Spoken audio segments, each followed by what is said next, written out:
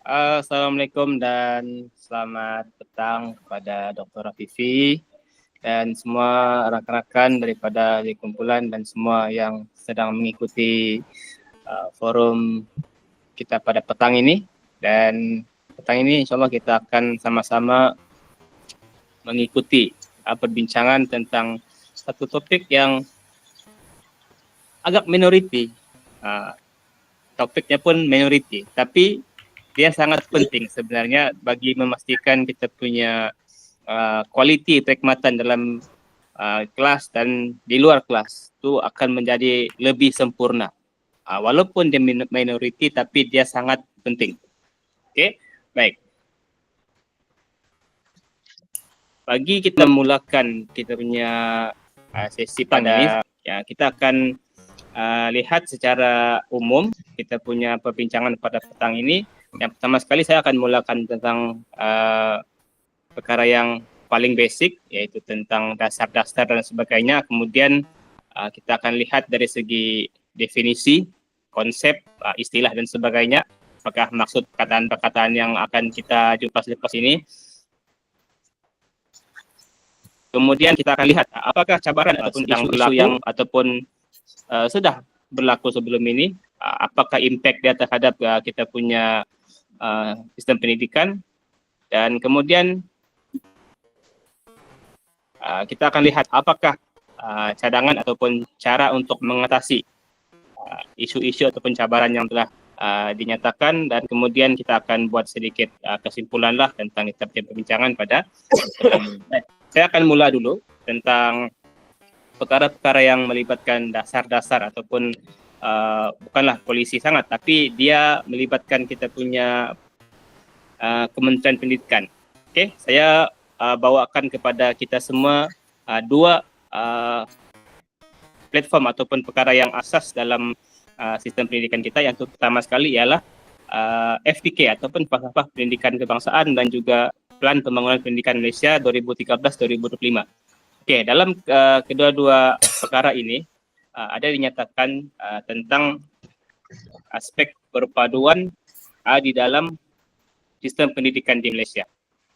Okey, pertama sekali dalam Falsafah Pendidikan Kebangsaan dalam artikel yang dikeluarkan oleh Nur Farhana 2022, dia menyatakan bahawa Falsafah Pendidikan Kebangsaan ini dicipta selaras dengan objektif yang ada dalam rukun negara bagi mencapai perpaduan dalam kalangan masyarakat, mencipta satu masyarakat yang adil, saksama, menjamin kelestarian budaya dan juga membentuk masyarakat yang pertama dalam aspek falsafah pendidikan kebangsaan bagi mencapai perpaduan dalam masyarakat. Itu yang pertama. Yang kedua ialah dalam Plan Pembangunan Pendidikan Malaysia ada menyatakan beberapa aspek yang melibatkan aspirasi pendidikan dan juga aspirasi murid. Dalam aspirasi pendidikan ada dinyatakan aspirasi yang kelima, 5 aspirasi dalam sistem pendidikan, iaitu dalam aspek perpaduan, iaitu perkongsian pengalaman, perkongsian nilai kepada kanak-kanak secara general dalam menghargai kepelbagaian. Dan dalam aspirasi murid, dia diberikan secara lebih detail dalam aspirasi murid, iaitu dalam konteks identiti nasional. Okey, di sini dalam kepelbagaian tu dia ada 3 perkara yang ingin dicapai, iaitu murid dia boleh belajar, pertama memahami, yang kedua boleh menerima, dan yang ketiga boleh menghayati kepelbagaian. Kepelbagaian dari aspek agama, bangsa, budaya, etnik dan sebagainya. Itu 2 teras ataupun basic yang ingin kita go through bersama-sama, dan seterusnya kita akan lebih mendalam lagi selepas ini dengan kita punya panel yang seterusnya berkaitan dengan konsep kepelbagaian di dalam pedagogi. Okey, yang akan disampaikan oleh Cikgu Baxter. Dengan segala hormatnya kita persilakan Cikgu Baxter. Berikan tepukan. Oke, sebentar ya.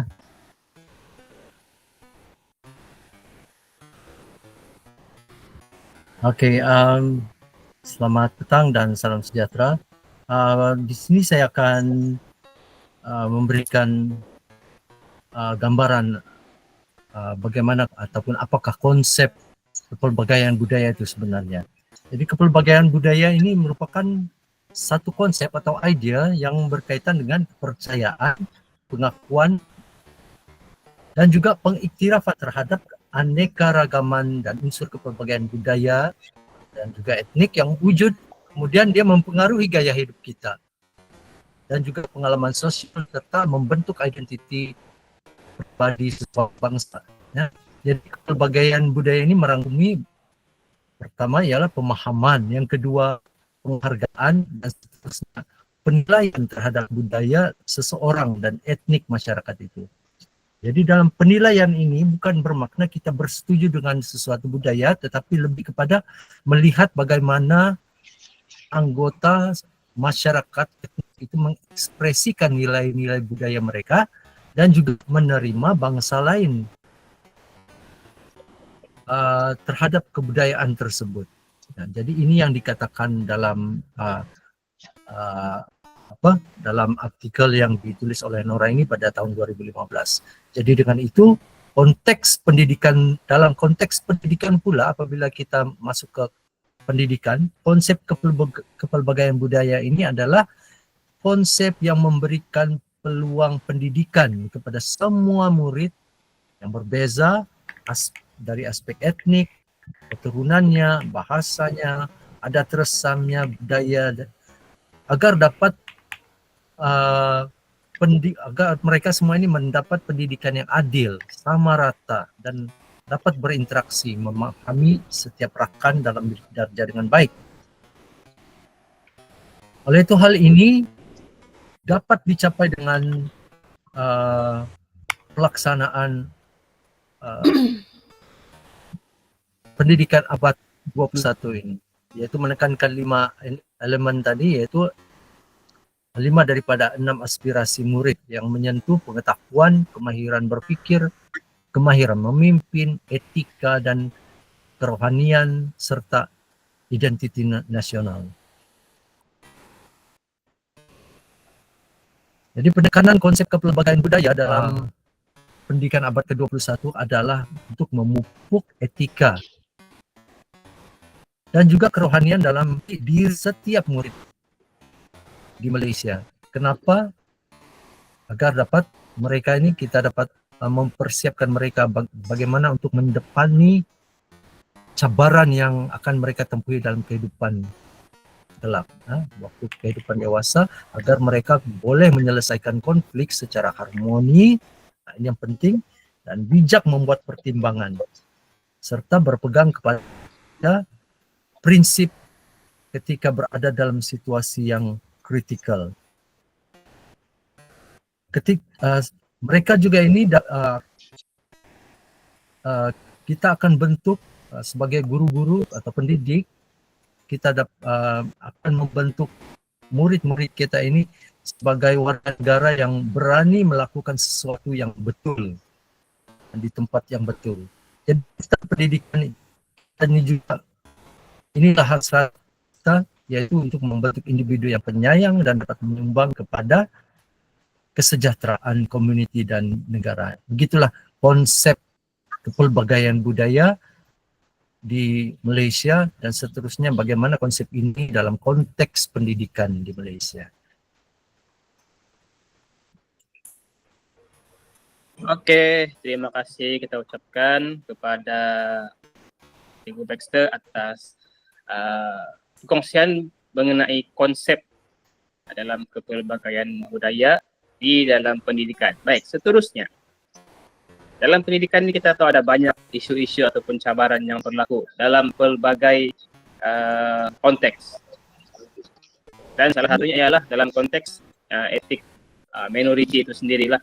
Jadi tanpa membuang masa, mari sama-sama kita dengar apakah perkongsian pendapat ataupun perkongsian ilmu daripada panel kita seterusnya berkenaan tentang cabaran-cabaran ataupun isu-isu yang berlaku dalam konteks etnik minority dalam pendidikan. Kita persilakan siapa dulu mula? Ibu Joni kah? Oke, terima Okey, kasih. boleh. Dipersilakan Ibu Joni. Oke, baiklah.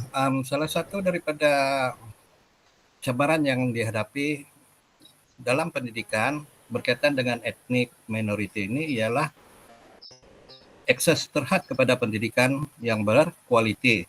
Oke, sekolah yang terletak di kawasan pedalaman lah biasanya lah kan. Oke, sering berdepan kekurangan kemudahan asas seperti bilik darjah yang selesa, makmal sains, akses kepada internet, perpustakaan dan juga peralatan pembelajaran digital. Oke. Selain itu, sekolah ini juga menghadapi isu penempatan guru yang tidak mencukupi atau kurang berpengalaman. Hal ini menyebabkan mutu pengajaran dan pembelajaran tidak setara dengan sekolah di kawasan bandar ataupun lebih membangun. Kesan dia kepada murid-murid ialah murid sukar mencapai potensi akademik sepenuhnya akibat kekurangan kemudahan dan juga bimbingan. Okey, satu lagi impak negatif yang berlaku ialah jurang pencapaian antara kawasan bandar dan luar bandar semakin melebar. Ketiga, menjejaskan motivasi guru dan murid, mengurangkan kualiti interaksi pendidikan. Okey, itu adalah cabaran pertama yang dihadapilah berkaitan dengan etnik minoriti. Okey, kedua dari segi jurang bahasa dan juga bahasa dan pengantar.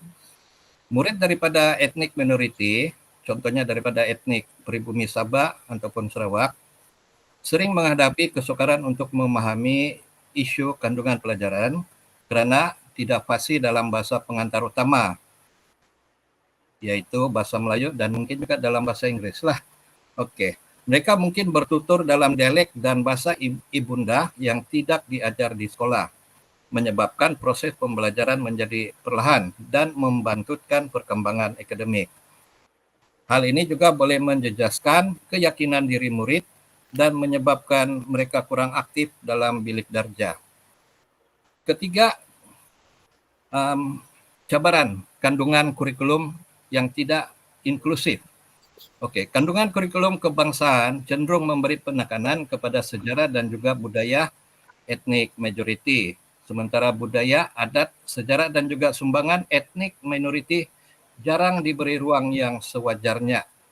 Ini boleh menyebabkan murid daripada kaum minoriti berasa tidak diwakili ataupun terpinggir dalam sistem pendidikan. Kekurangan ini juga menghadkan peluang semua murid untuk memahami dan menghargai kepelbagaian budaya di Malaysia. Sekaligus, perkara ini mengurangkan semangat perpaduan dan juga integrasi nasional seperti yang didasarkan oleh KPM lah. Okey. Keempat, ini dari segi akses terhad kepada pendidikan prasekolah. Ramai anak-anak daripada komuniti etnik minoriti khususnya di kawasan pedalaman dan luar bandar seperti di Sabah tidak mempunyai akses kepada pendidikan awal seperti prasekolah. Hal ini mungkin disebabkan oleh ketiadaan prasekolah berhampiran, kekurangan guru, kos pengangkutan atau kurangnya kesedaran ibu bapa tentang kepentingan pendidikan awal. Okey, ketiadaan pendedahan kepada asas kemahiran literasi, numerasi dan sosial ini menyebabkan murid berkenan ketinggalan apabila memasuki tahun 1 berbanding rakan sebaya mereka yang telah mengikuti pendidikan prasekolah. Okey. Seterusnya ialah isu dokumentasi dan juga kewarganegaraan. Biasanya murid etnik minoriti ini, macam contohnya lah, saya pernah mengajar di SK Lubang Buaya Paitan, walaupun mereka sebenarnya warga negara, tetapi oleh kerana akses kepada jalan itu tidak ada, jadi kebanyakan walaupun warga negara tidak mempunyai dokumentasi pengenalan diri seperti sijil kelahiran ataupun MyKad. Okey. Situasi ini sering berlaku dalam kalangan masyarakat orang asli um, etnik di Sabah, komuniti di sempadan negeri ataupun negara lah. Okey, tanpa dokumen sah, mereka berisiko untuk tercicir daripada pendidikan formal dan tidak dapat menikmati hak yang sepatutnya sebagai warga negara, termasuklah akses kepada bantuan pendidikan dan peperiksaan. Okey, itu cabaran dan impak yang berlaku lah. Mungkin ada Oke, tambahan. terima kasih Cikgu Joni. Ya, Panjang lebar dia punya penjelasan. Daripada apa yang Cikgu Joni share, ini saya nampak dia bagi kita luas sedikit definisi etnik minoriti. Dari yang pertama sekali yang kita senang faham ialah tentang bahasa dan sebagainya. Tapi Cikgu Joni dia ada share satu lagi view baru tentang etnik minoriti, tentang lokaliti. Sebab orang yang berada di dalam kawasan pedalaman ni dia tidak banyak sebenarnya. Dia antara golongan yang minoriti jugalah dalam segmen kita punya pendidikan ni, dan dia salah satu perkara yang kita tidak berambil mudah. Baik, terima kasih Cikgu Joni. Sangat mantap. Nanti kena belanja Azus. Okey, baik. Saya rasa apa ni Cikgu Fazila mau tambah lagi. moderator saya mau menambah sedikit lah pasal cabaran ataupun isu di mana halangan bahasa dan identiti budaya dalam pendidikan arus perdana lah. Yang ini saya tengok dari konteks di Sabah lah. Okay, jadi kalau di Sabah ni tadi ada juga sedikit sudah disentuh oleh Cikgu Joni tadi. Cuma saya ingin menambah lah. Okay, jadi ramai pelajar daripada etnik minoriti lah, seperti Kadazan Dusun saya sendirilah, okay, Murut, Rungus dan sebagainya lah. Okay, betul-betul dalam bahasa ibunda di rumah. Jadi apabila berada dalam sistem pendidikan arus perdana, mereka perlu belajar dalam bahasa Melayu atau bahasa Inggeris, sama macam yang tadi Cikgu Joni sudah terangkan. Cuma hal ini memang menyebabkan cabaran lah dalam pemahaman isu isi pelajaran dan komunikasi dalam bilik darjah, dan kurangnya pengiktirafan terhadap budaya dan identiti pelajar juga memberi kesan kepada motivasi murid tersebut, pelajar tersebut, dan pelibatan mereka di dalam PDP. Dan seperti yang ada dinyatakan oleh KAUR 2019, jadi kurikulum kebangsaan masih banyak menumpukan kepada budaya arus perdana dan kurang mencerminkan kepelbagaian budaya tempatan. Dan contohlah, salah satu contoh macam di sekolah pedalaman kita murid ni mungkin orang sukar lah untuk memahami istilah sains ataupun ialah bahasa Inggeris asnya lah. Jadi diorang pun menjadi pasif, tidak aktif dalam kelas. Jadi mau fokus untuk PDP atau untuk pengajaran hari tersebut pun diorang tidak dapat. Jadi fokus diorang lari kepada yang lain. Jadi ini menjejaskanlah pemahaman dan prestasi murid tersebut. Dan ada lagi satu isu di mana macam ialah ini lebih kepada guru-guru lah, apabila mereka dipostingkan baru posting. Dan seperti saya sendirilah, saya ambil contoh memang dari saya sendiri, saya pernah dipostingkan di Sarawak di bagian pedalaman. Jadi masa itu saya pun memang secara tidak langsung memang saya tidak tahu untuk berbahasa Iban, tidak tahu berbahasa Melayu Sarawak, dan itu menjadi salah satu isu juga apabila guru-guru baru ditempatkan di tempat yang halangan bahasa itu berlaku. Jadi walaupun dia mengambil masa dan kita sebagai guru pun memberikan impact kepada murid-murid itu tentang budaya yang dibawa masuk ke sana, ke tempat mereka. Saya memperkenalkan budaya Sabah dan saya pun mengadaptasi budaya mereka di sana. Jadi saya rasa itu salah satu juga isu yang perlu dilihat sebenarnya sebelum guru-guru dipostingkan ke tempat sekolah baru ataupun di negeri lain di seluruh Malaysia.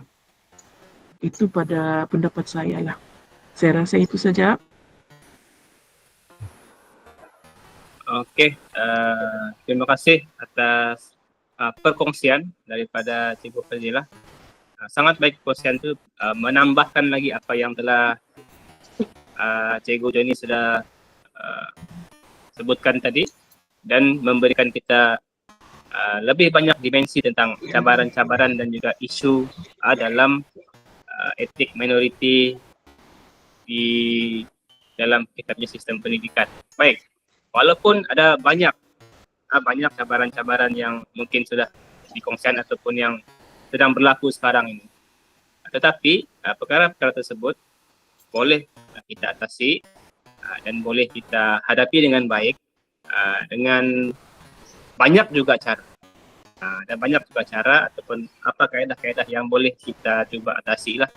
Walaupun kita mungkin tidak dapat atasi sepenuhnya, tapi kita boleh mengurangkan kesan ataupun impact daripada cabaran-cabaran. Jadi tanpa membuang masa, kita persilakan Cikgu Maklin untuk kita share apa dia punya tips ataupun apa cadangan-cadangan untuk mengatasi cabaran-cabaran daripada Cikgu Joni ataupun Cikgu Fadilah tadi. Jadi persilakan Cikgu Maklin. Okey, terima kasih Cikgu Asrul, kita punya moderator.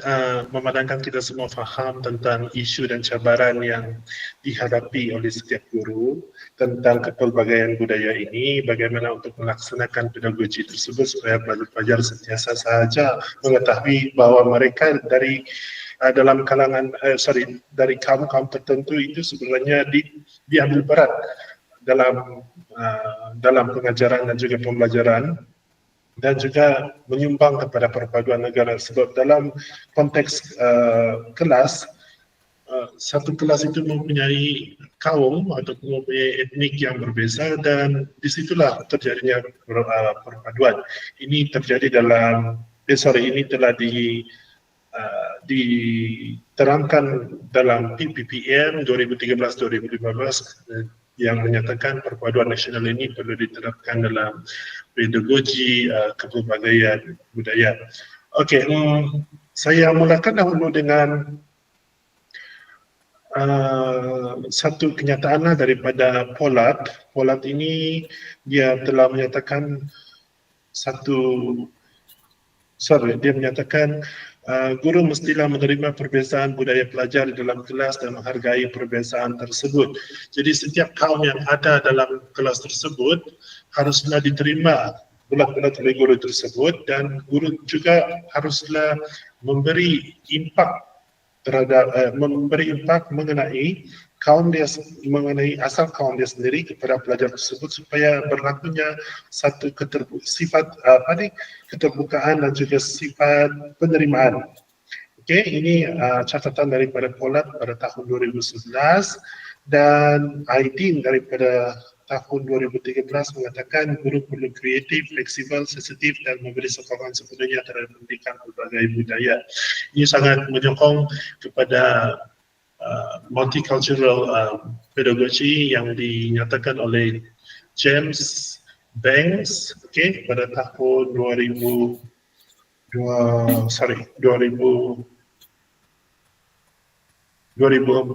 dan dia telah menyatakan dalam 6th edition pula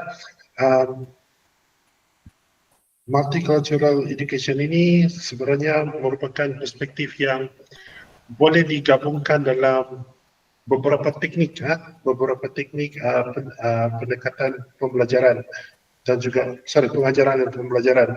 Untuk pembelajaran berasaskan konteks, konteks based learning ini sebenarnya mengatasi isu jurang di antara jurang bahasa yang berlainan, ketidakfasihan, kekurangan vocabulary, dan juga apabila mereka dikumpul dalam satu kumpulan untuk membentang sesuatu idea ataupun menerangkan budaya sesebuah kaum tersebut. Okey, ini sebenarnya mereka mengintegrasikan pengajaran berasaskan kolaborasi ya. Ini menggalakkan pembelajaran secara berkumpulan dengan pelajar yang terdiri yang dari latar belakang pelbagai budaya. Okey, pada masa yang sama guru juga boleh melakukan pembelajaran inquiry dan dialog intercultural seperti kita di sini melakukan forum, pelajar mungkin yang mempunyai aras pemikiran yang tinggi boleh melakukan forum sama seperti kita, dan ini juga tertumpu kepada pembelajaran terbeza, pengajaran terbeza daripada guru, tetapi pembelajaran terbeza juga daripada pelajar, kerana apabila guru sebenarnya memberikan konteks untuk setiap aras pemikiran tersebut, dia sudah menyatakan beberapa soalan yang perlu dijawab oleh setiap pelajar yang dalam kalangan aras pemikiran tersebut. Jadi ini sebenarnya boleh membantu pelajar memahami bahawa budaya seseorang itu sebenarnya berbeza tetapi boleh diterima dan boleh diaplikasikan dalam budaya dia sendiri. Okey, seterusnya apabila mereka mereka membentangkan sebuah etnik dalam kumpulan, mereka sebenarnya melakukan strategi pembelajaran berpusatkan pelajar. Okay, mereka sendiri akan mencari maklumat tentang budaya kaum tersebut. Mereka akan melakukan pelbagai citations yang mengatakan budaya tersebut sebenarnya boleh kukuh disebabkan oleh amalan-amalan yang mereka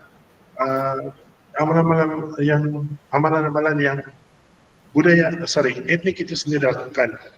Okay, dalam UNESCO 2020, ini dalam buku mereka lah, Teaching and Learning for Sustainable Future, sebenarnya menyokong kepada keperluan sustainability dalam dunia. Ya, salah satunya adalah faktor budaya dan juga faktor pendidikan. Kedua-dua ini sebenarnya disokong oleh UNESCO sebab apabila guru menyadari bahawa tanggungjawab sebagai guru dalam pelbagai budaya adalah penting, dia memahami bagaimana pelajar itu menerima suatu maklumat dan melakukan usaha belajar dalam suatu maklumat tersebut. Ini berarti segala isu dan cabaran yang telah disampaikan oleh Cikgu Choni dan Cikgu Fazila sebenarnya bermula daripada guru tersebut untuk guru itu dedahkan kepada pelajar dan pelajar itu mencari apa solusi, dan guru pula akan menerima solusi tersebut supaya perpaduan itu terjadi. Apa pandangan cikgu-cikgu yang lain? Terima kasih Cikgu Makin atas beberapa cadangan untuk kita coba atasi, dan kita buka lagi untuk mungkin Cikgu Kelly, dia mau tambah apa yang Cikgu Makin sudah share tadi tentang macam mana kita mau mengatasi ataupun apa-apa perkara yang berkaitan dengan kita topik pada petang. Silakan Cikgu Kelly. Terima kasih Tuan Moderator. Sebelum itu selamat petang lah kepada doktor dan para panelis yang lain. Okey, dalam membincangkan isu pedagogi ni dan kepelbagaian budaya ni kan, yang khususnya lah yang melibatkan murid, menarik perhatian kepada beberapa dapatan kajian penting lah yang boleh menyokong pendekatan pengajaran yang lebih inklusif lah, more to kepada pengajaran inklusif. Macam menurut Gloria Ledson-Billings dalam jurnalnya Teaching and Teacher Education, pendekatan pedagogi responsif budaya tu sangat penting untuk memastikanlah semua murid tu termasuklah etnik minoriti itu sendiri mendapat akses yang adil kepada pendidikan. So, pendekatan ini menekankan kepada 3 prinsip utama, iaitu kecemerlangan akademik, kompetensi budaya dan juga kesedaran sosial kritis. Di mana dalam penulisan beliau percaya bahawa budaya murid ini dihargai dan diintegrasi dalam proses pengajaran, dan pengajaran mereka automatically akan meningkatlah. Selain pada itu, menurut kajian daripada Khadijah El Hadidi dalam Journal of Multicultural Education pula, menyatakan bahawa macam rasa dimiliki itu yang penghargaan terhadap identiti budaya murid minoriti itu mampu membina keyakinan diri dan motivasi untuk belajar. Jadi ini bermakna teachers itu sendiri, guru itu sendiri perlu pekah dan bersedia-sedialah menyokong murid dari latar belakang budaya yang berbeza. Contoh macam tempat saya, first saya datang sana, I'm a Kedazan. Okay. Masuk sana, tiba-tiba datang satu murid. Teacher, guru besar Lagau. So what is Lagau? For me, saya tidak faham apa itu Lagau. My first expression waktu itu. Jadi bila sudah bertapak di sana hampir 15-16 tahun, so saya sendiri sudah mengadap itu budaya di situ, bahasa di situ. Walaupun tidaklah fluently lah. Jadi makanya kita perlu peka. Bukan saja kepada murid, diri kita sendirilah. And then kalau kajian daripada Spri Prakash dan rakan-rakan dia dalam International Review of Education, dia menyaran pula guru itu menggunakan pengetahuan budaya murid itu sebagai kekuatan dalam bilik darjah. Jadi secara tidak langsung kan kita guna itu kekuatan, murid itu rasa dihargai dan juga dapat mewujudkan persekitaran pembelajaran yang lebih berkesan. So overall kesimpulan bagi saya lah, pelbagai kajian ini kan menunjukkan bahawa pendekatan pedagogi yang peka terhadap kepelbagaian budaya ini bukan lagi satu pilihan lah, tapi satu keperluan, terutamanya untuk yang etnik minoriti ni, terutamanya demi memastikan tiada murid yang tercicir lah, walaupun mereka ni ialah berasal daripada etnik minoriti. Sebab pendidikan yang adil itu ialah pendidikan yang meraihkan perbezaan, bukan mengabaikan. So itu sajalah perkongsian daripada saya untuk slot yang Oke, terima kasih Cikgu Kiri. Walaupun termis dia punya tadi, tapi dia berjaya juga. Dan baik, dia salah seorang daripada guru minoriti. Oke, tapi sekarang boleh paham sudah Pak Brunei kan? Oke, kenapa? Itu antara perkara yang sangat baik. Walaupun dia sudah minoriti, tapi dia menggunakan dia punya Pengalaman. kekuatan untuk berdiri sama tinggi dan duduk sama rendah. Baik. Tanpa mau masa sudah go through dari segi konsep kepelbagaian budaya, kemudian cabaran, dan juga langkah-langkah untuk mengatasi cabaran, dan seterusnya kita persilakan dari Tawau, Cikgu Rashid untuk bagi kita kesimpulan lah kita perbincangan pada petang. Dipersilakan Cikgu Rashid. Oke, terima kasih kepada Cikgu Asrul kerana menyuruh saya untuk memberikan sedikit rangkuman kesimpulan. Kalau tidak paham, boleh raja-raja nanti. So, secara umumnya, daripada perkongsian kita sebentar tadi, kita tahu kemajmukan negara kita ni memberi peluang kepada kita untuk mempelajari lebih banyak berkaitan dengan budaya tanpa menidakkan ataupun meminggirkan golongan minoriti. Selaras dengan aspirasi pelan pembangunan pendidikan Malaysia sejak dari tahun 2013 hingga 2025 tahun ini, usaha untuk kita membina perpaduan dan identiti nasional itu dia perlu bermula daripada bilik darjah dengan menyediakan pengajaran yang bersifat inklusif, yang adil dan juga responsif terhadap latar belakang semua murid. Pedagogi kepelbagaian budaya itu merupakan pendekatan yang memfokuskan kepada kesedaran guru itu sendiri terhadap perbezaan budaya dan pemilihan strategi pengajaran yang sensitif kepada keperluan murid itu sendiri, agar kesemua kandungan pembelajaran itu dia boleh berpaksikan kepada nilai hormat, nilai toleransi dan kesamarataan dalam pedagogi itu sendiri, agar semua sekaligus memberikan kepada murid yang berbagai latar belakang, terutamanya golongan minoriti ini, dihargai dan diberi suara untuk menyertai pembelajaran secara lebih aktif dan bermakna. Kesannya, ia bukan sahaja memberi manfaat kepada murid minoriti, tapi ia memberikan suasana pembelajaran yang lebih harmoni dan terbuka kepada semua. Ini selaras dengan kajian yang dilakukan oleh Encik Hashim dalam memberikan pengajaran responsif budaya dalam sistem pendidikan Malaysia yang menyebutkan bahwa pedagogi kepelbagaian budaya ini dia bukan sekadar memberikan strategi, tetapi lebih kepada keperluan untuk melahirkan murid yang inklusif, yang berempati, dan berdaya saing kepada masyarakat global. Itu sedikit rangkuman yang saya boleh kongsikan pada kali ini. Saya serahkan.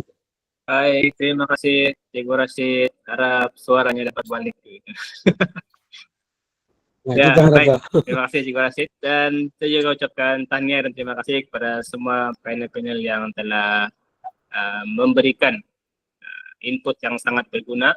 Etnik minoriti ini kita tidak boleh pandang sebelah mata saja, tapi dia kecil, tetapi sangat perlu kita ambil perhatian supaya kita dapat deliver kita punya pengajaran tu semua boleh dapat, semua merasai sama macam orang lain. Tidak ada yang terpinggir, tidak ada yang rasa tersisih, dan tidak ada yang akan rasa terguris apabila dia rasa dia ni dipandang sebagai ya minoriti, sebagai orang yang kecil di situ. Dia tidak ada rasa sedemikian. Jadi sekian saja daripada kumpulan kami berkenaan tentang topik etnik minoriti, dan mudah-mudahan apa yang kita bincangkan pada petang ini dapat memberikan manfaat dan seterusnya boleh meningkatkan lagi kualiti pengajaran dan pelajaran dan juga dalam sistem pendidikan di negara kita. Sekian, Assalamualaikum dan bye-bye. Boleh kita bergambar dulu? Boleh. Terima kasih semua. Gambar dulu. Alright, saya ambil gambarnya. Saya serahkan kepada ketua kelas. Okay, 1, 2, 3. Okay, thank you. Oke, terima kasih semua karena sudah berkongsi.